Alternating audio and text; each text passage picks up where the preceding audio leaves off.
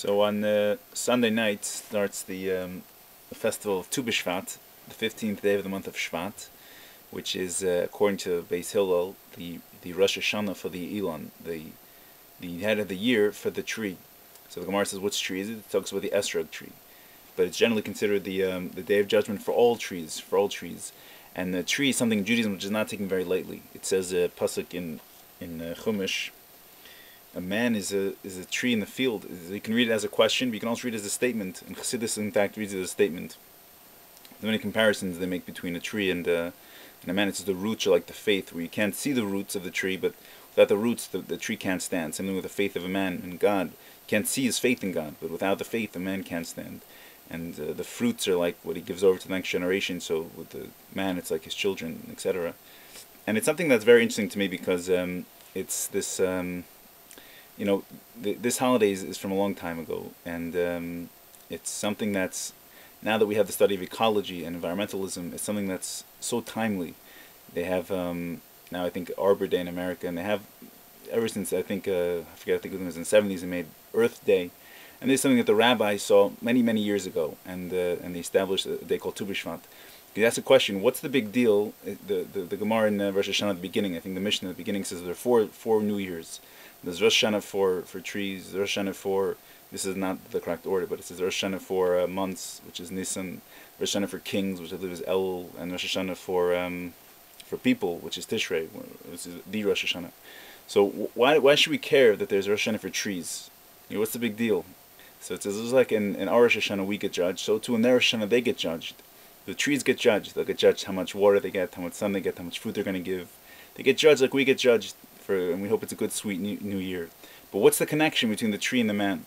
So besides the obvious connection that what trees give us, and they give us lumber, they give us fruits, delicious fruits from trees. They hold in Israel, this became known when the Jews came back and started resettling the land. They hold together the soil, which is a very important quality, especially in a desert, in a place with poor soil. And they give us in Israel also, it's very hot. The best thing to do is sit under a tree, get shade from a tree. And they wood, lumber, obviously we said. So besides that we get so much, you have to understand that the way the Torah sees the world is a way of interconnectedness. That every single thing, nothing stands on its own. Nothing is independent. And this is something that separates Judaism from other religions, especially even religions that also go into meditation and contemplation of God's infinite greatness, or whatever they contemplate on. But one of my first mashpim, one of my first mentors told me, Judaism is not a religion where you're going to be okay going up into the mountains and meditating by yourself, and maybe it's like some news story that animals were attracted to a certain person. He was out meditating by himself. This isn't the Jewish way of life. Jewish way of life is being part of the community and being ready for every day going to a minyan of 10 people and davening together with them, and making sure that when someone has a baby you celebrate with them, when someone passes away you mourn with them. Judaism is a religion of interconnectedness and being part of a community and a society at large. And this even goes down to the way we see nature. Of course, the Baal Shem Tov was very fond of trees, and his famous example of Hashgacha Pratis, divine providence, was that a leaf doesn't fall from a tree unless it's divinely ordained. But what's really connection? So you have to say like this. Nowadays, this point is a little lost because we've invented the monetary system. But in the old days, it used to be that your parnasa, your livelihood, came from a very specific thing. So let's say I had an apple orchard and I sold apples. So if God wanted to make me repent, or to make me at least think about my actions, it was very easy. He would just ease up on the rain, or he'd make my trees for some reason not mature properly, my apples not grow properly, and I'd have less money that year. And I'd understand that God's trying to send me a message. Nowadays it's a little more complicated, but it's still the same thing. But globally you can say that the way that the trees are judged, and even the way that we ourselves treat trees, is going to affect every other thing in our society. I mean, you have to think about it a little bit, but let's say even like lumber. Lumber, we make furniture, we make even smaller things like pencils. We make a lot of things from lumber, doors. I mean, you can make a lot of things.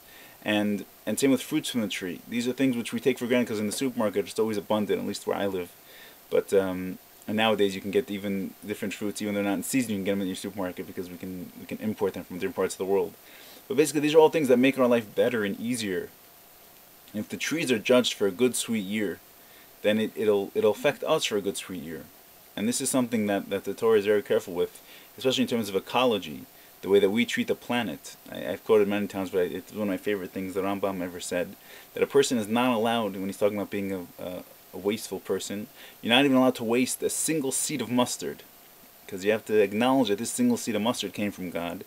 And with all these things, if you were to consider the amount of effort it takes to, nowadays again this is lost because we're not farmers so much, but if you consider the amount of effort it takes to make a tree, and to grow it, and the amount of time it takes for that tree to bear fruit, and then you have to wait 3 years, as Orla, and then you have to, the fourth year used to be take it to Yerushalayim, and the fifth year you can eat it by yourself, but the amount of effort it takes, and now even with farming equipment, the amount of effort it takes to make the farming equipment, and the amount of effort it takes to take the produce from the farm to the supermarket, or wherever it's being sold, these are all things that are you have to be very sensitive towards. And this is the whole concept of Jews, that we say blessings over everything. Over everything we eat, we say a blessing. Over a nice smell, we say a blessing. Over when we do bris milah, we say a blessing. When we see a rainbow, when we hear thunder, lightning, everything we bless God, because we acknowledge right away its source. And it's this type of appreciation that makes you more thankful. And it's this feeling of thankfulness, of hoda'ah it's called, of feeling grateful to something higher than you. This is really one of the basic origins of religious life and religious doctrine. That you don't take things for granted. You don't just walk around the world and say, of course there's trees that make delicious apples. Of course, it's a foregone conclusion. It's always been that way. It's always going to be that way. And that's the way life is. But instead, you just kind of acknowledge that it's quite a miracle that we were able to develop. And now I can go into the supermarket even off-season and buy a delicious apple, or a delicious pear, or delicious peach, or something like this. And the way we acknowledge, the way we say thanks is the blessing before it. I'll give another thing on blessing. Someone told me you should make a thing on blessing. We'll do that. But I just want to say that this Rosh Hashanah for New Year's, this is B.Shvat. In Israel, it's a nice little happy thing. They have new fruits and they sing songs, and it's nice. And in America too, the Sfardim, by the way, have a very beautiful minhag of making a B.Shvat seder, and it's just like Pesach for them. Not just like Pesach, but they have wine, they have new fruits, and they have a whole Haggadah, like a thing that they say, pretty much. I think I went to one once. And it's a very nice thing. According to Kabbalah, it's a very, very important day.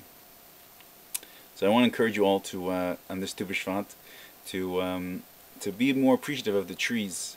And even though now in America, you get lost a little because you go, there's a New Year for the trees. It's freezing outside usually, B.Shvat.